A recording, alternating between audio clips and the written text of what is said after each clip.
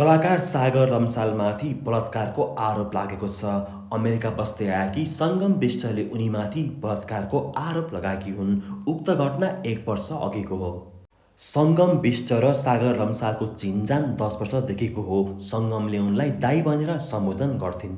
सागर America घुम्न जाने क्रममा उनले सङ्गमलाई तिम्रो अपार्टमेन्ट हेर्न जाउँ न त भनेर आग्रह गर्दा सङ्गमले आफ्नै दायित्व हो भनेर लगिन्। कुराकानीको क्रममा सङ्गम आफू केही वर्षदेखि डिप्रेसनमा परेको खुलाइन्। साह्रै गाह्रो भएको छ, आँखाबाट आँसु झार्दै नजिकको मान्छे ठानेर कुराहरू सुनाइन्। स्याडली पछि भने उनी बलात्कृत भइन्। यस घटना लगत्तै फिल्म 5 पाण्डवबाट सागर रम्साललाई निकालिएको छ।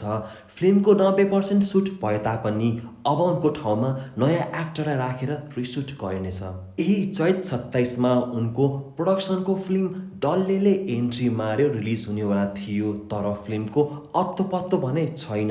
अब हेर्न बाँकी छ डल्लेले एन्ट्री कहाँनिर मार्नेछ।